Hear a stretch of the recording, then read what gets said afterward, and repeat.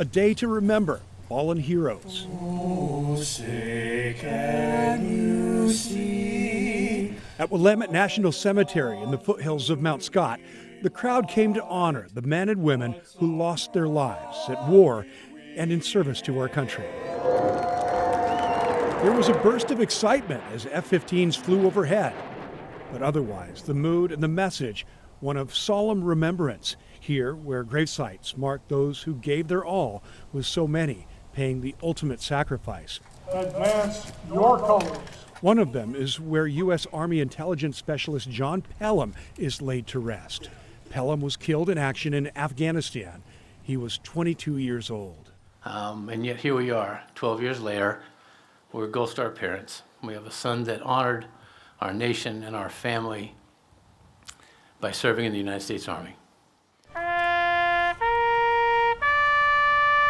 On Memorial Day 2026, the impending rain held off for ceremonies like this one and others happening in the metro area. In Southwest Washington, they gathered at Fort Vancouver National Historic Site, a place rich in military history, joining together under a big American flag, gently waving in a Monday breeze. It's important that we don't forget the sacrifices of others. As the old saying goes, freedom isn't free. Forward!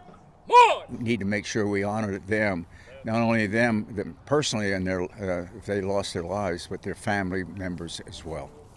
Young and old, families, friends, and others from all walks of life put aside the differences they may have to look back and remember together, and to show love and respect for veterans who have served, and especially those who lost their lives doing so. This Memorial Day, that includes 13 U.S. service members who died in the war in Iran.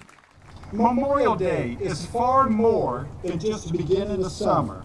It is a sacred day of remembrance. It is a day when we pause as a nation to remember the men and women of our armed forces who gave their lives in service to our country and in defense of the freedoms that we enjoy every day.